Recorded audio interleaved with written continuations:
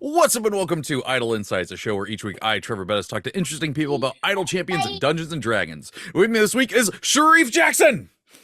Hello, hello, hello. How's it going? Hello. It's going well. How about yourself? Doing pretty good, man. Just surviving being a dad and trying to squeeze out games here and there. Mm-hmm. We may hear more of the dadness come through the audio waves at some point. But you know what? It happens. That's life. So if it Yeah. happens, it happens. Yeah. But yeah, Shareef, if people don't know who are you for those fine folks who may not know? Yeah, so my name is Shareef. I'm a STEM diversity advocate. That's my brand I've been using for, I guess, over a decade now. So that's expressed in a bunch of different ways. One is I work as an educator, so I teach math and science. I'm a tutor and a teacher and an adjunct professor, so I do all that stuff. And also, I'm an advocate for diversity in gaming, which is obviously a STEM-based thing as well. So in video games and in TTRPGs. On that front, I've been a cast member of Rivals of Waterdeep, a D&D 5e show for the past 14 seasons. So that's 140 episodes. I hadn't put that together yet, actually. Oh, yeah. Y'all do 10 episodes a season. Yep. So it's 280 hours. So in case you want to, jump in on 280 hours of my life, there you go. Our 5th anniversary is coming up soon.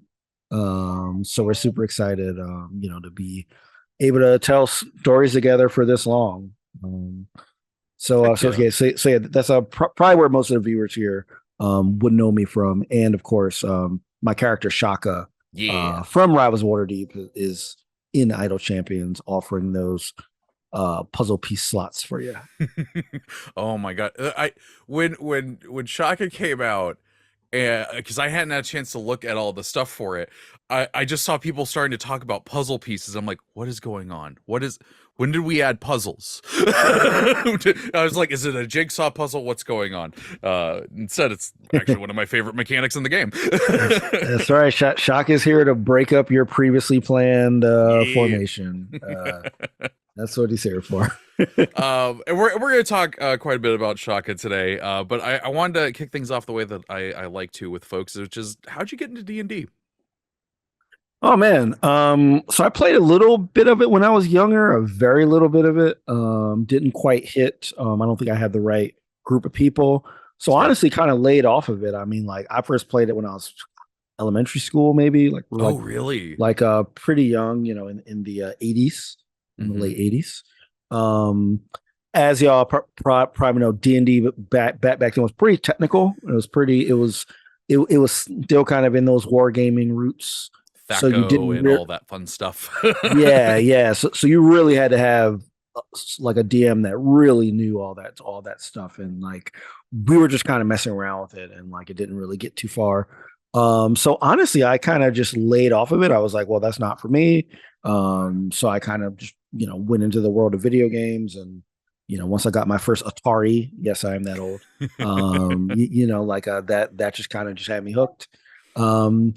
And then, 5 years ago, Tanya to pass, she contacted me. I was living in Milwaukee, which is, not too far from Chicago. And we had collaborated on a bunch of different video game like related projects in the past. And she said, hey, Wizard of the Coast wants to start a D&D show that's a mix of older and newer players in the Chicago area because everything was either LA or New York. Yeah. So I was like, are you sure? Because I would have to learn as we were going. And she was like, yes, that's the point. So so I decided to give it a shot. Honestly, if there's not many other people that would have asked me and I would have said yes. When Tanya asks something like that, usually the answer should be yes. Yeah, like I trust her because she's very discerning, and she wouldn't ask unless she really believed in it. And I think a lot of reasons, honestly, why I would hesitate with other people is because my early experiences in the, I guess, overall gaming community outside of stuff, it was pretty toxic. And so I was like, well, there's another gaming community. So, am I going to be fit in here? Am I going to be expected to know every single thing as I come in? Is there going to be, are they going to look at, like a black person playing this game and it being a weird Mhm. thing? So I kind of had all those anxieties. Yeah. But we debuted at Stream of Many Eyes in 2018, and it was a hit.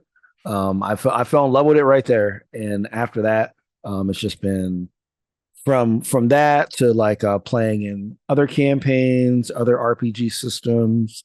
I really fallen in love and really kind of kicking myself for not trying it again in my teens or my 20s or anything like that. I Because I get missed that. out on a lot. I get Yeah. that. I've often thought about like, oh man, I kind of I wish I'd gotten into it in high school. But I thought about, I'm like, none of my friends back then would have played this with me. None of them would have done it. Right. Right. uh, but the God, Stream Many Eyes was 5 years ago. That sounds so Yep. wild, yet is so true, and I don't know how to handle that one. Yeah, I kind of had, I guess, the blessing of being naive Hmm. because in reality, I played my first game in front of like Chris Perkins and these and these other like big wigs at Wizards, but I really Yeah, didn't know. So I was like, hey, I'm just here to play, cool. I think if I knew what I did now, I would have been a lot more nervous that first yeah, game. But this is what they wanted. They wanted to show with fifth edition that yeah. anybody could jump in and have a good time, even if you don't understand everything in the player's handbook from day one. Honestly, Um, those are like some of my favorite shows to like watch or listen to though. Like I actually still go back and listen to the beginning of Adventure Zone when they're hmm? literally learning the game on record. And because Yeah, I love hearing what someone who isn't familiar with the rules thinks of the rules in the moment. And some of the things that they might, like, oh well, we're not going to use that one. We're going to do this instead. And I always love hearing what that instead is. yes, yes, absolutely. There's a lot of interesting spell casting when like you're not familiar with what you're quote unquote supposed to do. Hmm. But because it's based on probability of dice, it could work. You know, so it's great. That makes me think of you saying the probability with the dice.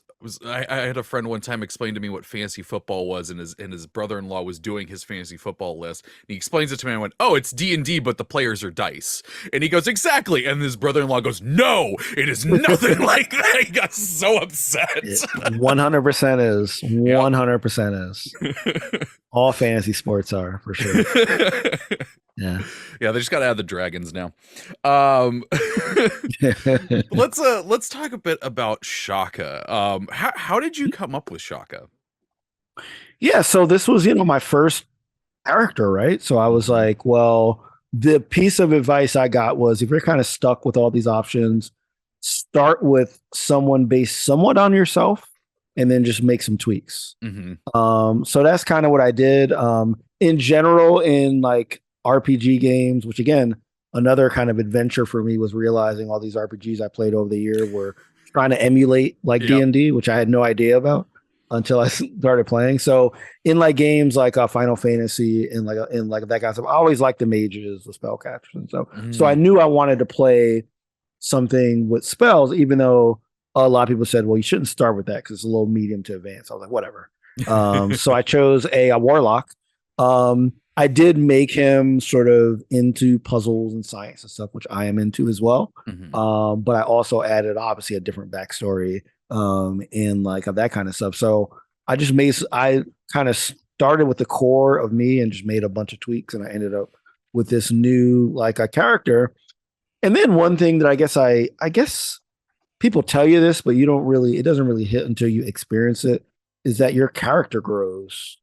Like your knowledge of your own character grows.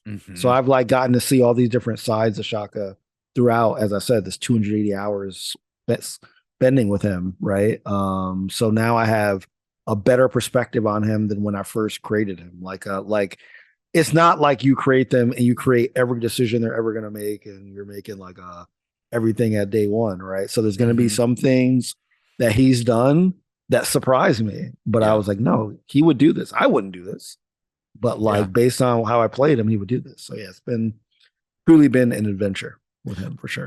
I always think that like one of my favorite times with characters is, because everyone has the thing of like it's what my character would do, but I actually think with that moment of when you realize something your character wouldn't do, like that's Mhm. another one of those like character defining moments. Like I know this character enough to know no, they would not do this. Right. I love those ones. Yeah, I've definitely had a few of those for sure. Mhm. Or like ones where I wasn't sure and I just had to roll dice to see what Shaka would do. You Those are know? fun. Those are fun Yeah. ones. Yeah. Yeah. What is Shaka again? What He's a classes? tiefling celestial warlock. That's right. God, I Um, love a yeah. celestial warlock. Hmm. Oh, they're so much fun. Yeah, he started off not as celestial warlock, but at the Descent of Avernus D&D live show is when he became a celestial, which is pretty fun to like Ooh, do that what in was he before the? hard. So um he was I forgot the actual name of it, but he basically had a patron that was misleading him essentially. Oh, okay. Which is why he, was able to switch. It was a pretty painful process. He was able to switch, but That's yeah, fair. yeah, it's pretty sweet. Well, that actually leads me into my next question, which is what has Shaka's character arc been like over his time with Rivals? Well, I mean, he started as someone that, like all the rivals came to Waterdeep, sort of like having these well, actually, they came to this town called Nightstone, like sort of like a suburb of Waterdeep, I guess you would say, um, having sort of like visions of this sort of obelisk, and that was a whole kind of Grotz storyline. Oh, Um, Grotz. and then we went from Nightstone to Waterdeep. I would say Shaka was very distrusting at first. Was very like he kind of lived a life where being a tiefling was sort of a seen as a negative, Mhm. right? Like it was seen as you're up to no good or you're doing something demonic. Yeah. So he kind of, I guess, wasn't as sure of himself as a tiefling. It was something he tried to hide a lot, which is why he kind of has like a hat on a lot to try to hide Hmm. horns and stuff. Um, but I would say that through the adventures that he's had, he's definitely started to see this group as a family, not just people that he like just goes and gets loot with, Yeah. right? But like people that he can have these emotional moments. Like we've had some pretty emotional moments on the show that, we didn't plan these moments. They just like the characters, it just comes up in with the characters, right? Yeah. Um, so yeah, that's kind of his emotional arc. In terms of actual plot, I mean, I don't want to spoil it for people that haven't seen Rivals, but I will say that, as I said before, he has a patron that is giving him a load of trouble. That's basically been lying to him for a long time. He ends up Hmm. switching patrons. Um, and he, sort of has a vengeance against the old patron who turns out to be a big villain in the Waterdeep lore, Oh. who was like kind of puppeting the strings early on. Yeah, so yeah, as of now, as we've leveled up, because now we're like we're going to be level 20 basically. So we've gone from Yeah. level 4 to level 20. Um, That's and wild. the way I've been playing Shaka for the past couple of years is he kind of doesn't understand how powerful he is. So he'll like mean to do small things and like obliterate people, so he's kind of like getting used to this newfound strength. Hmm. Um, you know, I love that. That's fantastic. I always do enjoy, especially in a long running campaign, a warlock changing patrons. I don't know why. I think it's really cool. Like, where's this power? Not good power. I'm gonna go over here to this power now. mm, yes, yes, yeah, So yeah. obviously again, trying to avoid spoilers, but like what has Shaka's arc been like with relationship wise to the rest of the rivals? Because you were saying there that he sees them more as a family now. How has that been? I mean, it's been great. Like he didn't really have as much of a family unit when he was younger. He was kind of pretty solo. Hmm. Um, and I think when he first met with the rivals, I think people tended to get in certain I would say people fell into roles. Like I would say like Celise, tying the past character was definitely more of a, I don't want to say a mothering role, but like definitely more of an authoritative role Hmm. in the group. And like Shaka saw himself as kind of a mentor to Ashbourne, who was like Serena Marie's character, and like kind of like a annoying brother in like Perrin Underbow, who's like Sister Holmes' character, right? So he really kind of fit in these, he like saw these, he saw different ways they can interact with people, and that helped him learn how to be like a better person and like and like not to prejudge people. Hmm. All right. So to the point now where even though the cast has changed, um, Tanya and I are like actually the only people left from the original cast. So like we have a whole new group of like people around us now. Hmm. Well, new relatively. I mean, most of them have been there for like 4 or 5 seasons at this point. Um, but yeah, so like he feels like he has people that he can trust implicitly with feelings, Hmm. thoughts, fears. Again, it's not just like an adventuring party, right? It's more like, nah, like we share like a living space. We eat together. We have dealt with like I said, like relationship based stuff together. So yeah, there's been a lot of cool stuff that Shaka's I feel like evolved on the relationship level. That's awesome. I love that. And like honestly, like I've been talking to a couple people from Rivals over the last couple of weeks, and I mean one of the things that I can't stop applauding you all for is the fact that yeah you have changed, you know, players and stuff like that. People have come, people have gone, people have you know changed in their character stuff and everything like that, and it shows a really healthy group. Like I think that is what should happen. Where it's just like if some people leave, it doesn't have to be the end of the game. Like it's the end of that character's plot line right there. And who knows, they might come back. And I've always really liked that. But you all Yeah. also change DMs, which is another thing that just blows my Yes. mind every time thinking about it. Mhm. Have you had a shot at the DM seat? Yeah. I've actually DM'd the most, I Oh, think, out of really? everyone. Yeah. Yeah, I DM'd 3 seasons. And yeah, and two of them were at live shows. So Oh, one's wow. at C2E2 in Chicago, and one's at PAX East in Boston. That's awesome. Um, yeah, so yeah, it was, as I said, I fell in love with this when I first started playing, and I instantly knew I was like, I got a DM, because Yep. I was always the type of game player when I'm playing these like, RPGs. Like, why didn't they do this? Or like, I wish I could change this. Or like, why didn't they have this dialogue option? Or I'm always a person that like did this. And when I was younger, my best friend and I would write alternative versions of games Oh, like really? like this is how Super Mario Brothers 3 really should have happened, and like and we'd write it out on paper, so I've always kind of been, I guess, thinking about the structure and and like that kind of stuff. Yeah, so I was a DM for season 3, for season 7, I believe, and season 13. Wow.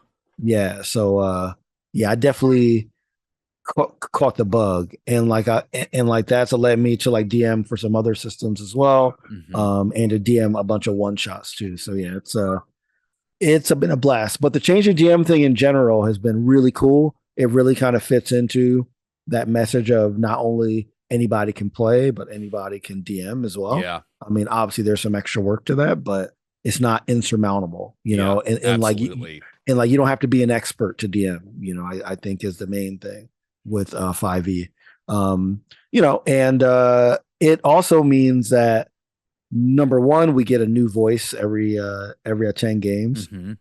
It makes a great opening point for anybody that wants to check out Rivals. You don't have to start at episode 1, right? Every 10 episodes is a brand new story.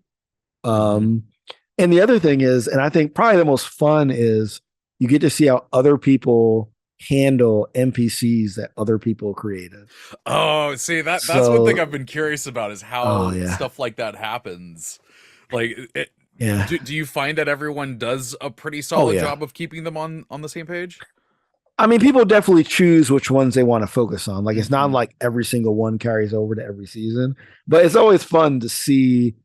Obviously, you have to have real trust in your table that they're not going to like do your person wrong, right? But like it's Brian is in the chat and said, "We've all done duo. Duo is all of us."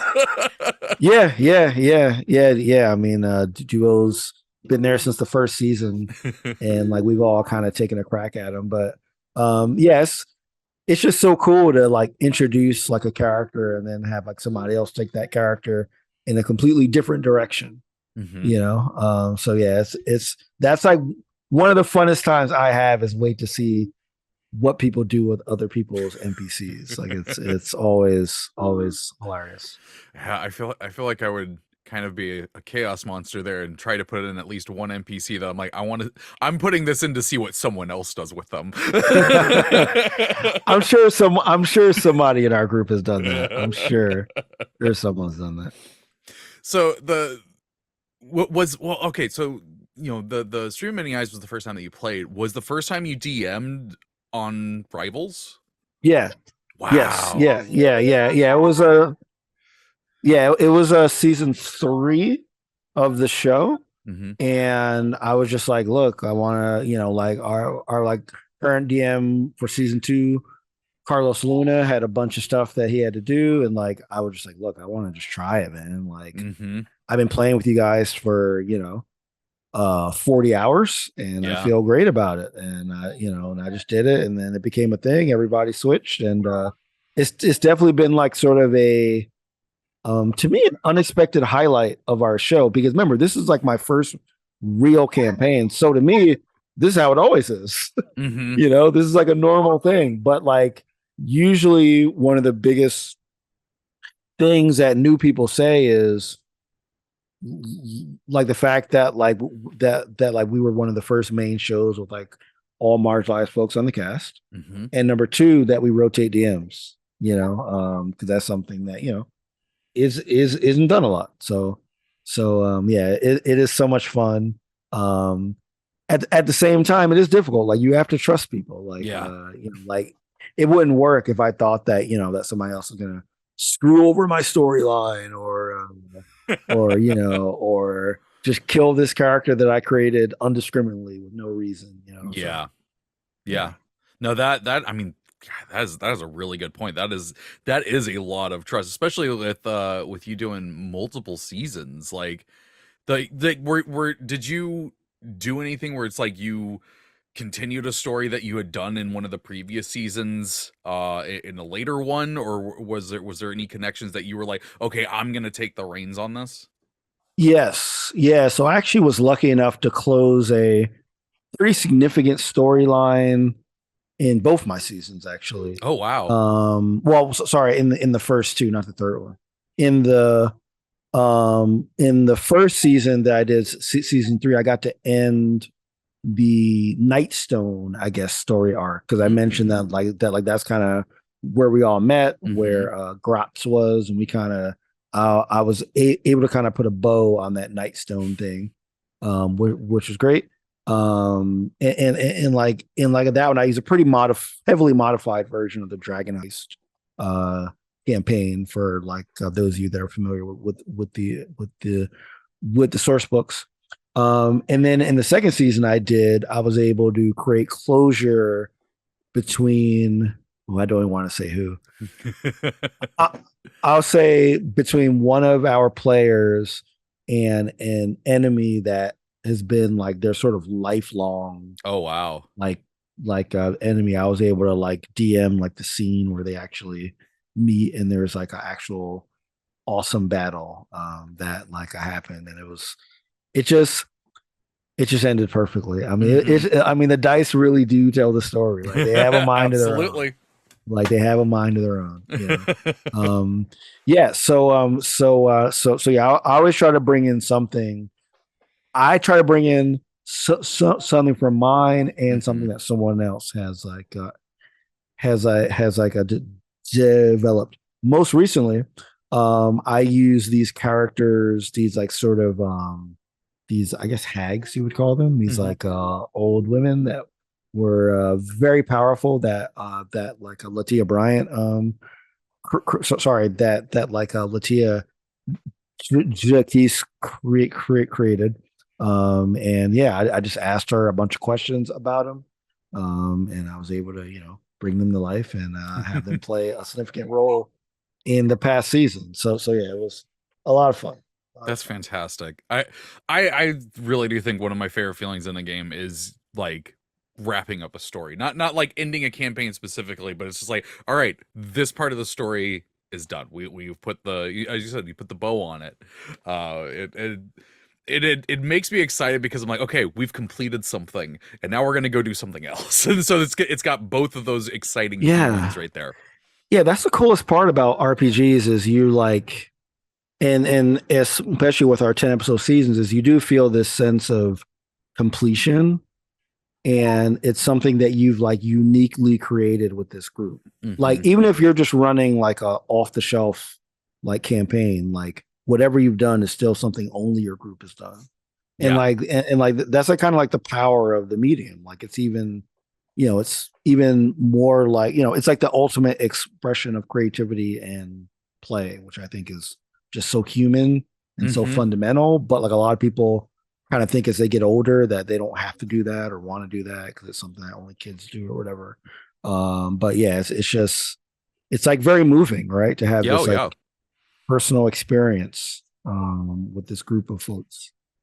I mean, one of my favorite things in the world is just hearing like two TTRPG players who have just met for the first time who are just sharing stories back and forth like at rapid fire. I absolutely love that sort of thing because it doesn't even matter about the system. Like you connect on this storytelling. You were saying like dice is the chance factor and everything like that, and that in there gives it enough that it's like, oh wow, I cannot believe that happened because it did come down to chance. It wasn't a for sure thing.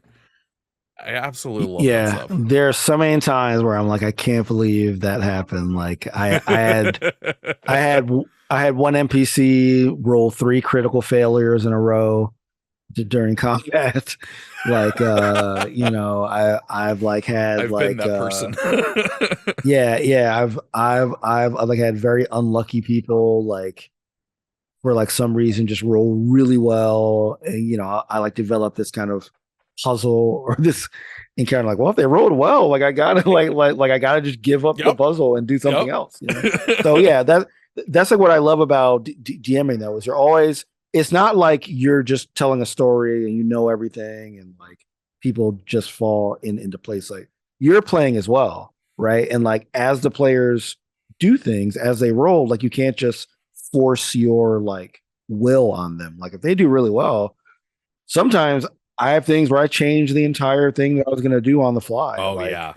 because the players are resonating with something else, like and like that's what's cool about it because I always hated those parts in video games where you're kind of just in this kind of slog fest and like you're just like, oh my god, like I know what I need to do. Just let me not do like 50 fetch quests like before I, can like get to it. Yeah. So like you really have that power in TTRPGs. And I love that part about DMing, just like staying on your toes and like just making sure that like my job is to make sure everybody looks cool. Like that's what Yep. that that's like how I think about it. Is like if like everybody else feels great and look cool, it doesn't matter if I follow the exact rules of whatever part of the book because they're all guides, right? That's why they're called Yeah. guides. Right? So Absolutely. I'm going to take a quick break here to let folks know that we're going to be doing a giveaway here in chat in a little bit. Sean is going to put in a keyword in there that you just put in, and you'll be entered for a chance to win 42 chests of your choice for Idle Champions. 42 chests of your choice, excluding Bahamut chests. I always need to be sure to say that one. So yeah, there it is right there. What's the keyword? It's Shaka. Put yeah, Shaka into the chat. straight to Uh, the point. Yep, I straight to love it. the I love it. point. and you'll be entered for a chance to win. So and also remember, after this, I wouldn't do it right now because it's going to get lost in the sea of shakas. But you can put in question colon and then your question, and Sean will grab them, put in a little text doc, and we will talk about them towards the end of the episode. Okay, so getting back to Rivals though. Y'all have a new season coming up soon. It starts the 5th of February, is that right? Yes. So this is season 15 of our show. We're kind of wrapping up our storyline. We recently had a Indiegogo campaign to fund this remaining seasons. Our earlier seasons were funded by Wizards of the Coast, but now we're kind of on our own. So we're really looking forward to, as I said, there's not a lot of level 20 campaigns out there. There's some one shots, but like not ones where you've seen the players grow up to 20. Yeah. I was going to say, there's one shots and they're mostly all B. Dave Walters. they're all B. Dave torturing us, and I've played in a few of them. And he is a master at that, though. I'll give him that. He is a master. He has that deck of many things like within arm's reach, no matter where he is. I swear to God. Yeah, exactly. Yeah, so we're super excited because we're as I said earlier, I'm playing Shaka as kind of like he's gonna have. I don't know what's gonna happen. All I know is as of now, he is very unsure and scared about these powers, and he's been using them without knowing how powerful they are. So because he's used to just I'll do like an Eldritch Blast. I might maybe knock this person over or knock this person in the bar, not like disintegrate 5 people. So it's really, really fun. Obviously we're on Twitch and socials and all that stuff, and on YouTube for the archives, all under Rivals of Waterdeep. And we're super excited. Our DM is going to be Masood Haq, who normally plays Gosrick Normrad on the show. He's DM'd. He actually DM'd our 100th episode. Oh wow, cool. And he did an amazing one shot at PAX Unplugged this past year that involved a pretty incredible puppet. What? Pretty incredible puppet. That's all I got to say. Oh, I gotta go look this up. Make sure to check that out because it was very phenomenal. It was very great. I realize I haven't gotten to ask this, and I don't know ahead of time. You were in Isle Champions Presents Court of the Raven Queen. Yes, correct. Which was a fantastic one. If y'all haven't checked that one out, definitely do it. But and this is gonna be a bit spoilers here, but you got to see how it happens. Shaka got a little bit of vampirism in that one. Yes. Our friend B. Dave Walters decided to have us be attacked by 4 dragons at once. And they all blew fire. Shaka failed every single saving throw. Oh my God. And this was within 15 minutes of episode 1. I forgot it was that early. Shaka goes into death saves immediately. And B. Dave had the biggest smile on his face, of course. So the only way to keep me going was to because I think I don't remember because I think I failed 1 or 2 of them of the death saves. So I had like 1 more. Yeah. And then Megan Kendrick was just like, trust me. Exactly. So and the cool thing about that is, 1, I got to do a whole new character sheet, which is awesome. And also the awesome people at Codename immediately updated Shaka in the game, like literally the next day. I remember the notifications because I was watching that episode live, and I remember getting the work notifications like, we gotta do this now. We gotta do it now. Yeah, I was like, whoa, that was pretty cool. It was interesting. And like again, it was just like you can't plan for that stuff. Oh, absolutely not. So awesome about playing these games. Now, did Shaka maintain that into Rivals? No, I'm kind of treating that as sort of a alternate That's fair. Group. Yeah, I haven't really crossed over the rival stuff with that stuff yet. So I'm kind of kind of left that as a alternate thing because usually with the two Idol Champions campaigns that I played in, Shock was at a lower level, right? So Hmm. I was just kind of like, this is an alternate thing, alternate, you could always say what it is, alternate It's fair. universe, Hmm. multiverse, you know, Those are always everything fun. They're everywhere, pretty big right now. everything everywhere all at once with Shaka, played by Michelle Yeoh, who knows? Shaka is played by Michelle Yeoh. Who knows? I'm open to the idea, Hollywood, hit call, me up. call me, I'm open. Oh, I love that so much. Oh God, Brian. Oh my God, can we get Michelle to guest? Let's do it. Let's do it. Yeah, I love Call it. me, Michelle. Call me. So one of the things that I wanted to ask was how or like do you ever go into I guess I'll start with this. Do you ever go into a season with kind of like a hope for where Shock is gonna go in it?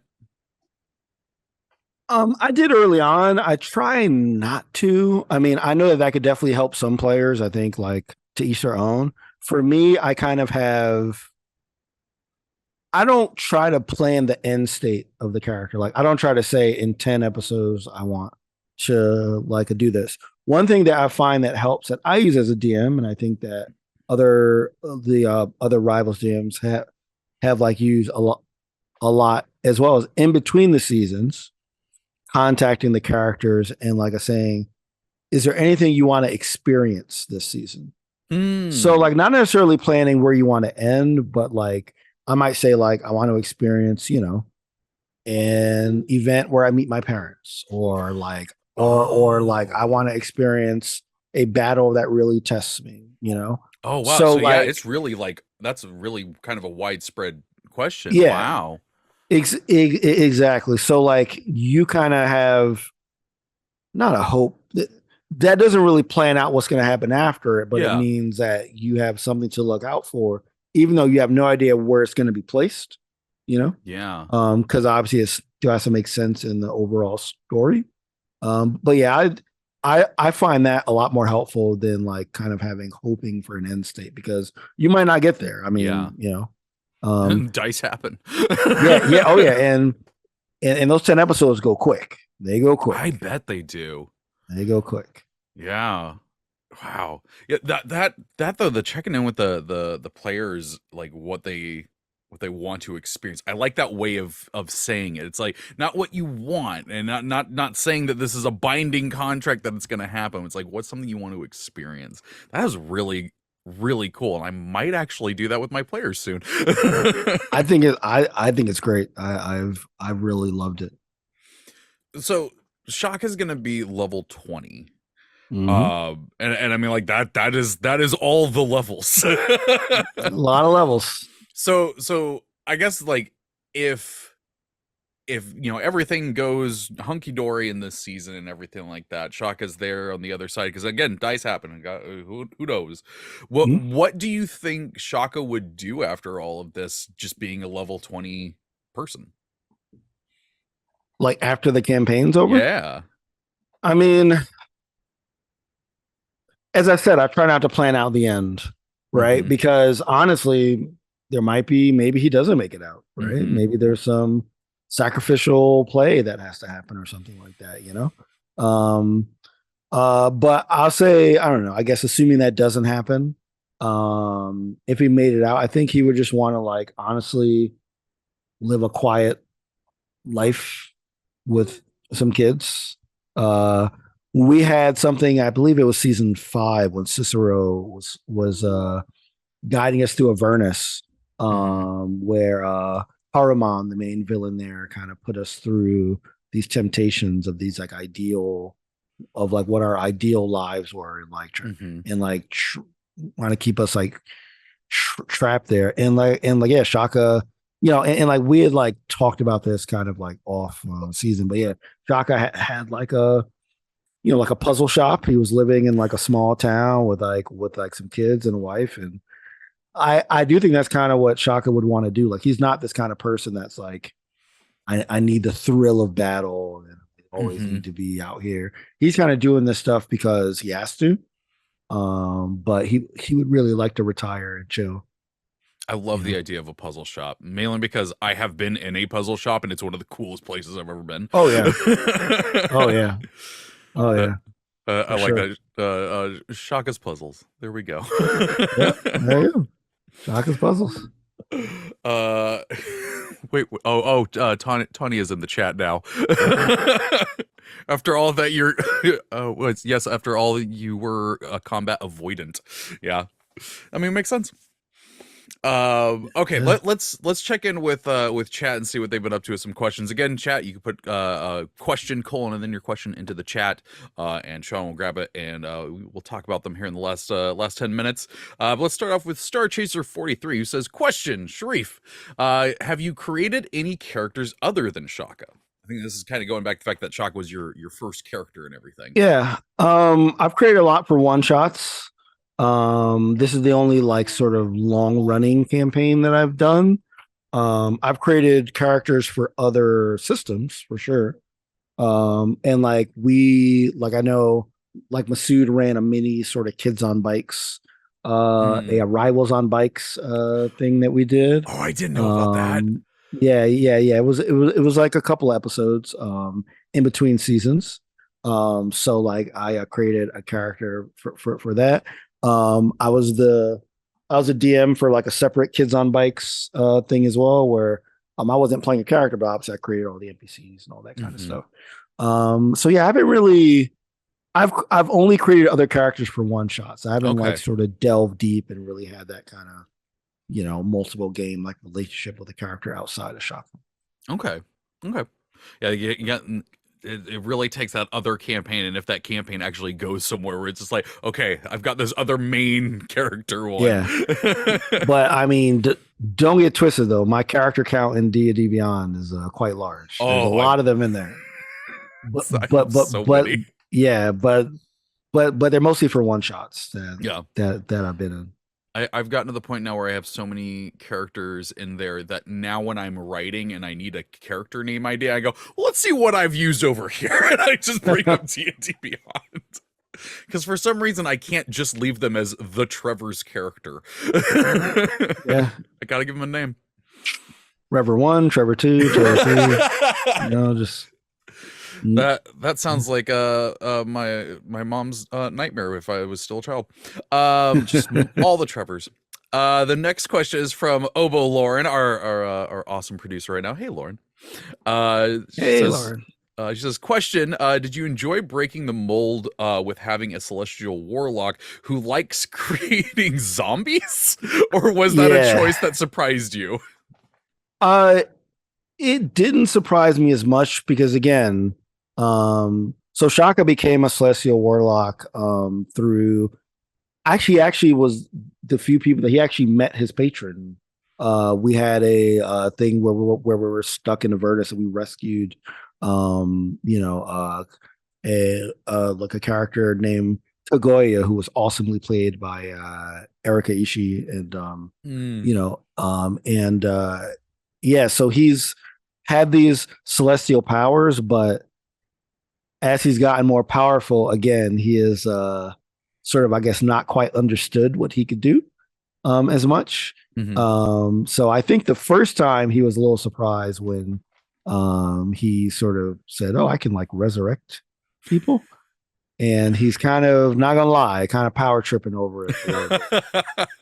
So he is definitely kind of offered to do it several times, has done it several times, and might have resulted in a naked zombie running around in our last season. Oh no. Just it just comes with just a little just a little error. Naked Zombie is my new band name. Yeah, so he's not your typical celestial. That's fantastic. Yeah. Let's see. We've got another question here from Plum Cross. Question: is there anything from your character that you wish had made it into the game that didn't? I actually really like this question. I haven't thought of this one before. In Isle Champions. Oh, okay.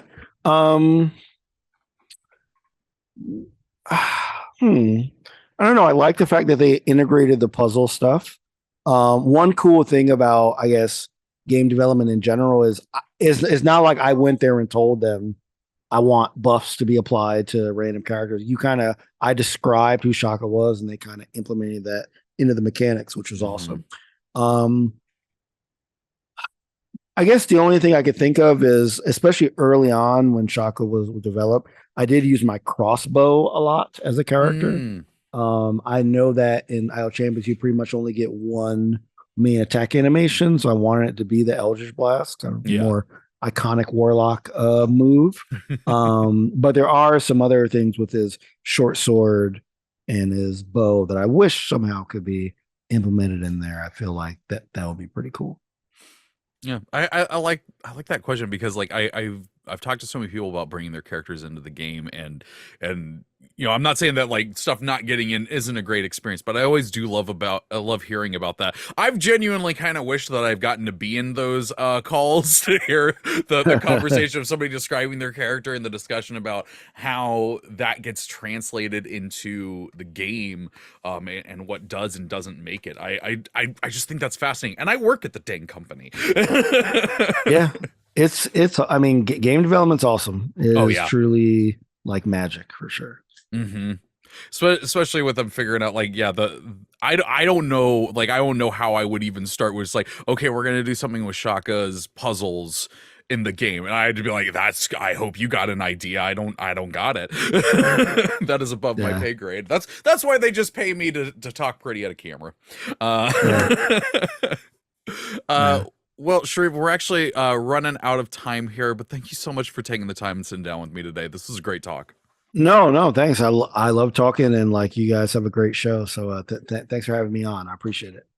If people wanted to find you and what you do on the interwebs, where could they do so? Yeah, so you can check me out at my first name, last name.com, ShareefJackson.com. That's my name on all social networks as well.